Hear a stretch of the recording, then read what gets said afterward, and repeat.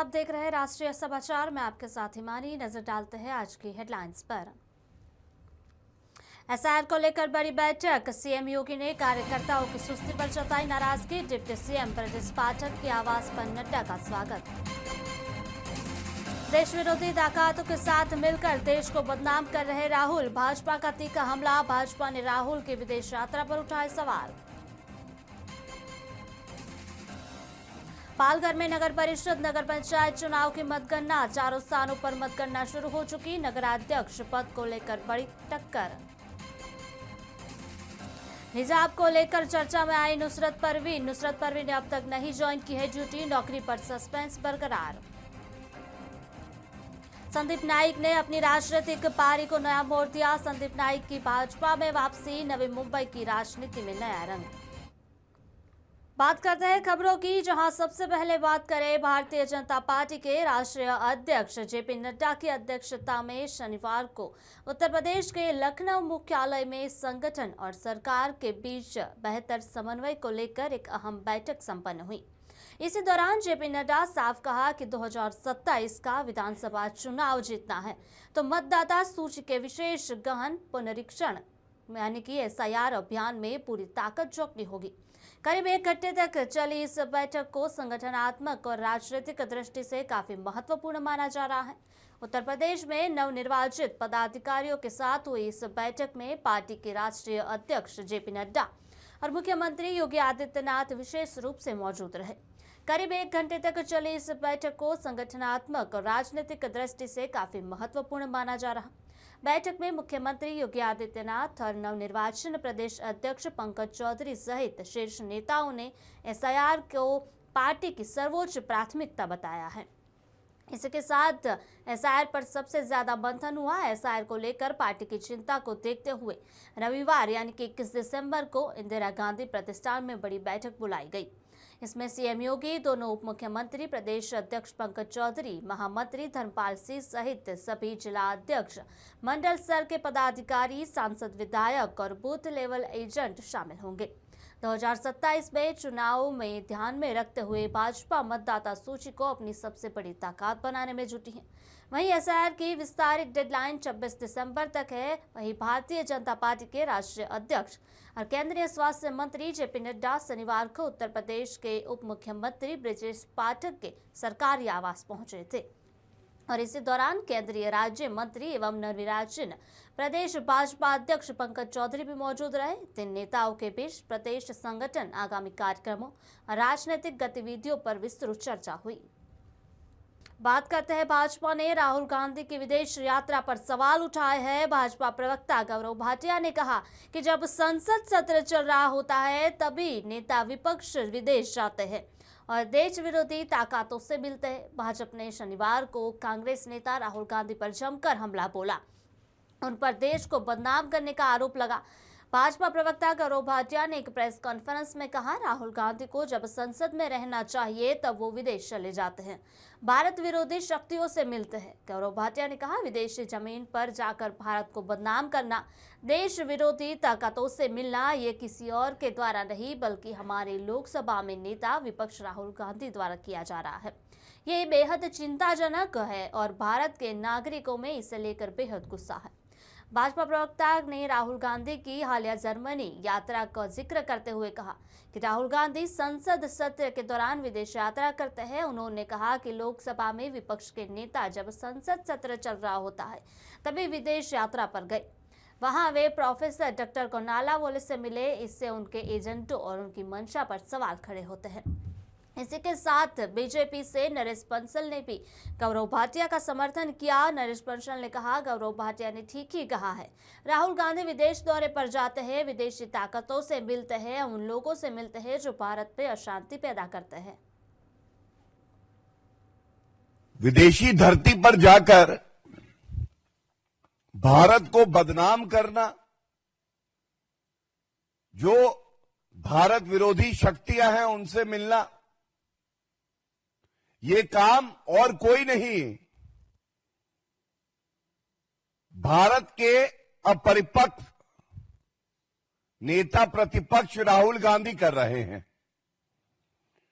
और ये बेहद ही चिंताजनक भी है और भारत के नागरिक इससे आक्रोशित भी हैं। दूसरा बिंदु, पश्चिम बंगाल में जिस तरह से ममता बनर्जी के इशारे पर सांप्रदायिक राजनीति की जा रही है, भगवान राम का अपमान करके हिंदुओं की भावनाओं को आहत किया जा रहा है, इससे हर हिंदू को बहुत पीड़ा भी है और वो आहत भी है। सबसे पहले बात करते हैं नेता प्रतिपक्ष जिनकी प्रमुख जिम्मेदारी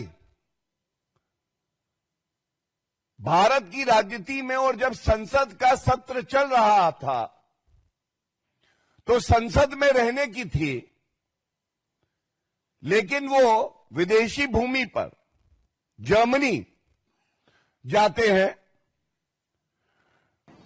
राहुल गांधी का प्रारंभ से रहा है, जब भी वो विदेश दौरे पर जाते हैं भारत विरोधी ताकतों से मिलते हैं, उन लोगों से मिलते हैं जो भारत में अशांति पैदा करना चाहते हैं, यहाँ के खिलाफ षड्यंत्र करते हैं, डीप स्टेट जिसको कहा जाता है। और अभी भी वो जर्मनी के दौरे पे गए तो उन्हीं लोगों से मिले हैं जो तथाकथित सोरोस गैंग के कहलाते हैं। तो गौरव भाटिया जी ने ठीक ही कहा। पालघर जिले की पालकर दाणू और जवाहर नगर परिषदों को वाड़ा नगर पंचायत के लिए हुए मतदान की आज मतगणना की जा रही है। वहीं चारों स्थानों पर मतगणना शुरू हो चुकी है। इन चुनावों में नगर सेवक पदों और 4 नगराध्यक्ष पदों के लिए मतदान शुरू हुआ था। दाणू नगर परिषद का चुनाव सबसे महत्वपूर्ण माना जा रहा है, प्रतिष्ठापूर्ण माना जा रहा है। यह भाजपा के मुकाबले सभी विपक्षी दल एकजुट है, जिससे शिवसेना और भाजपा के बीच नगराध्यक्ष पद को लेकर बड़ी टक्कर देखने को मिल रही है। यह चुनाव मुख्यमंत्री देवेंद्र फडणवीस और उप मुख्यमंत्री एकनाथ शिंदे की प्रतिष्ठा से भी जुड़ा हुआ है। प्रचार के दौरान दोनों नेताओं के बीच तीखी बयानबाजी भी देखने को मिली थी।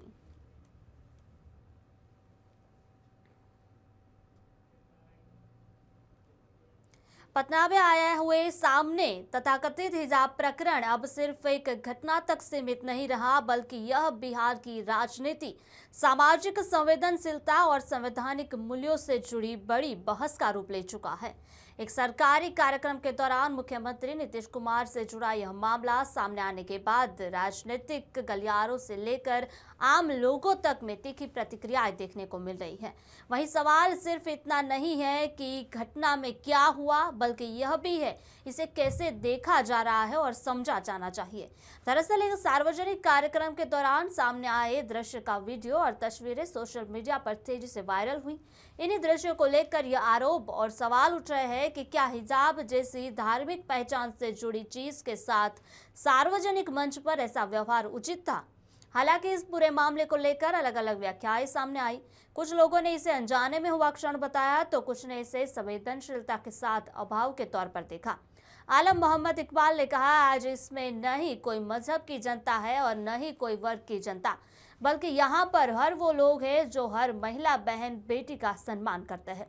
और उस बेटी के साथ हुआ ये दुर्व्यवहार मुख्यमंत्री की है, जिन्होंने 15 दिन पहले ही संविधान का शपथ लिया था।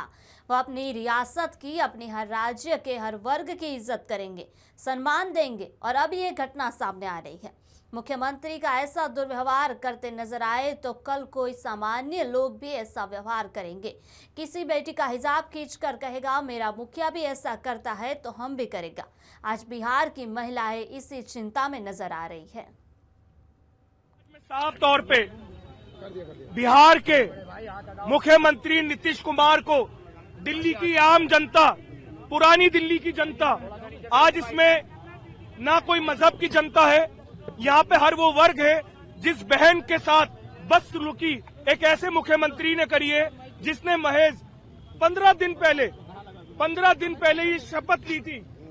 15 दिन पहले संविधान की वो शपथ ली थी कि वो अपने रियासत के, अपने स्टेट के हर वर्ग की इज्जत करेंगे, मान सम्मान करेंगे, सबको एक नजरे से, एक चश्मे से देखेंगे। मगर अफसोस कि 15 दिन बाद बिहार में चुनाव हुआ और 10वीं बार मुख्यमंत्री, जो 10वीं बार एक तजुर्बेकार मुख्यमंत्री एक ऐसी निचली हरकत करते। मैं पूछना चाहता हूं नीतीश कुमार से, आज नीतीश कुमार एक स्टेट के मुखिया है, अगर उस स्टेट के अंदर कोई आम लड़का, गली मोहल्ले का लड़का, किसी गांव देहात कस्बे का लड़का, अगर वो ऐसी हरकत किसी भी बहन बेटी के साथ करता, और आज मुखिया को देखकर आम नागरिक और जो वहां का आम जनता का एक लड़का है जो बैड कैरेक्टर लड़का है, अगर वो भी हिजाब को खींचेगा, किसी के आज वो किसी के आंगन को, अगर किसी के रुपट्टे को खींचेगा, क्या नीतीश कुमार उसका साथ देंगे? और वो लड़का जिसने, जो भी लड़का आज कल को बिहार के अंदर ऐसी हरकत करता है, तो वो ये कहेगा जब मेरा मुखिया भी ऐसा करता है हम भी ऐसा करेंगे।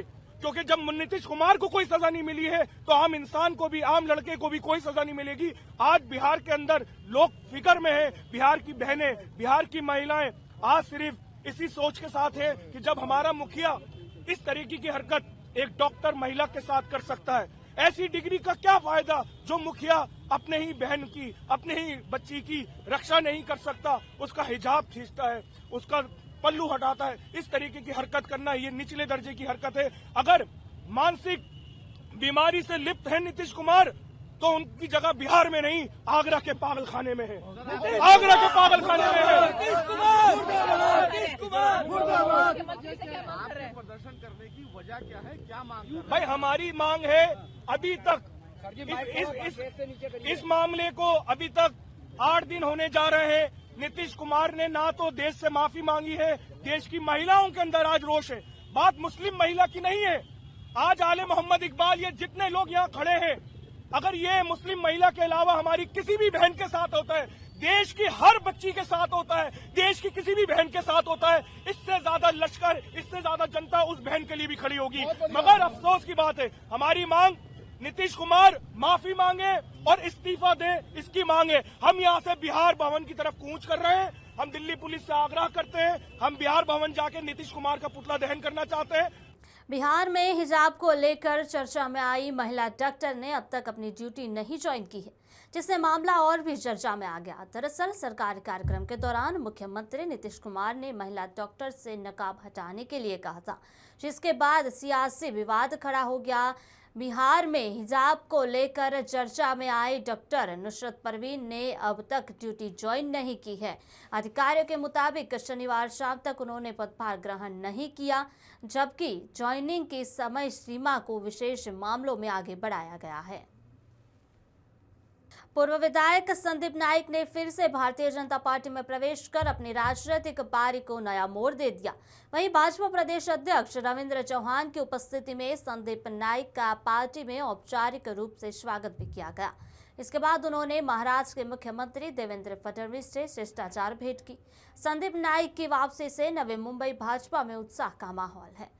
विधानसभा चुनाव के समय संदीप नाइक भाजपा के लिए अध्यक्ष थे, लेकिन टिकट नहीं मिलने से नाराज होकर उन्होंने राष्ट्रवादी शरद चंद्र पवार की पार्टी से चुनाव लड़ा था और लगभग 377 वोटों से हार गए थे। उसके बाद से लगातार वह राजनीति से अलग थे। बात करें दिल्ली की, जहां दिल्ली से सटे नोएडा और ग्रेटर नोएडा में सर्दी का असर दिन प्रतिदिन बढ़ता जा रहा है। ठंड के साथ साथ अब घना कोहरा और बिगड़ती हुई हवा की गुणवत्ता लोगों के लिए परेशानी का कारण बन गई। सुबह और देर रात के समय कोहरा इतना घना हो रहा है कि सड़कों पर दृश्यता बेहद कम हो गई है। वहीं प्रदूषण के चलते हवा भी लगातार खराब बनी। जिला प्रशासन के अनुसार गौतम बुद्ध नगर जिले में घने कोहरे को लेकर यहां येलो अलर्ट जारी कर दिया गया। जिला आपदा विशेषज्ञ ने बताया कि मौसम विभाग के अनुसार सोमवार से जिले में पछुआ हवाएं चलेगी, जिससे तापमान में और गिरावट दर्ज की जाएगी। इससे ठंड बढ़ेगी। हालांकि फिलहाल ठंड और प्रदूषण का असर एक साथ देखने को मिल रहा है। Noida greater Noida expressway, Yamuna expressway और शहर की मुख्य सड़कों पर कई जगह विजिबिलिटी 50 मीटर से भी कम दर्ज की जा रही है। इस वाहन चालकों से धीमी गति से चलाना पड़ रहा, जिससे दुर्घटना का खतरा बढ़ गया है।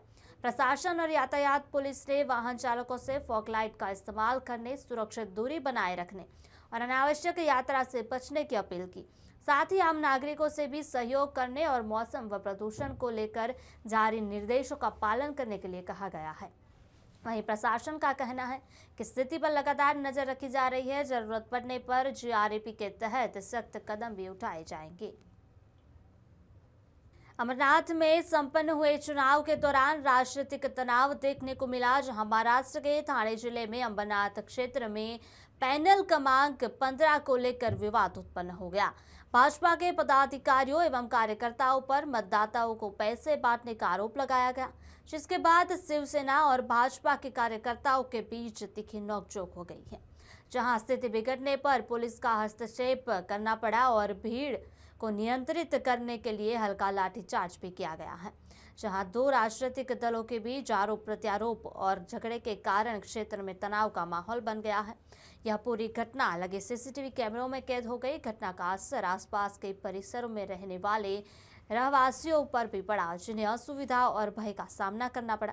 स्थानीय नागरिकों का कहना है कि इस प्रकार की घटनाएं स्वच्छ विचार और स्वच्छ लोकतंत्र के मूल्यों के अनुरूप नहीं है।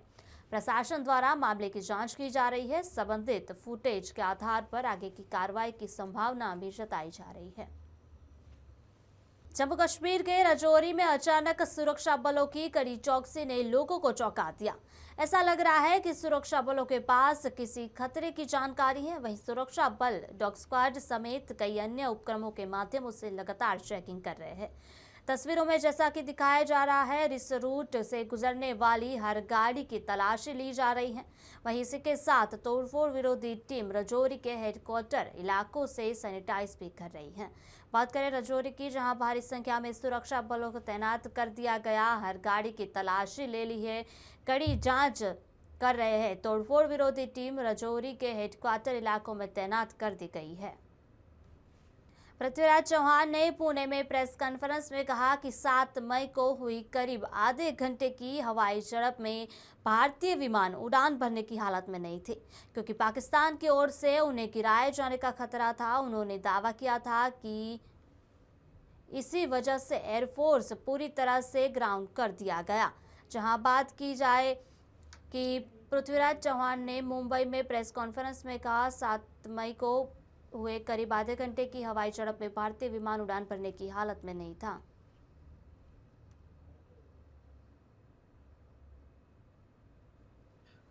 महाराष्ट्र के पूर्व मुख्यमंत्री पृथ्वीराज चौहान ने भारतीय सेना का अपमान करने वाला और साथ में हम सभी के श्रद्धास्थान माननीय नरेंद्र मोदी जी के बारे में घिनौने आरोप लगाने का प्रयास किया था और उसका निषेध करने के लिए आज हमने पृथ्वीराज चौहान के प्रतिमा को जोड़े मारो आंदोलन का कार्यक्रम कांदिवली पूर्व विधानसभा भारतीय जनता पार्टी की तरफ से किया, क्योंकि भारत के सेना ने 1 घंटे में शरणागति पत्करी, पराजय हो गया।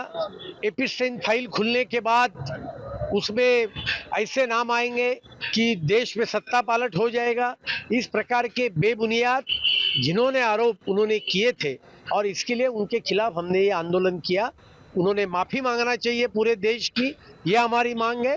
नहीं तो जहां जहां पृथ्वीराज चौहान जाएंगे वहां उनका मुंह काला करने का काम। खबरों का दौर जारी रहेगा, देखते रहिए राष्ट्रीय समाचार। नमस्कार।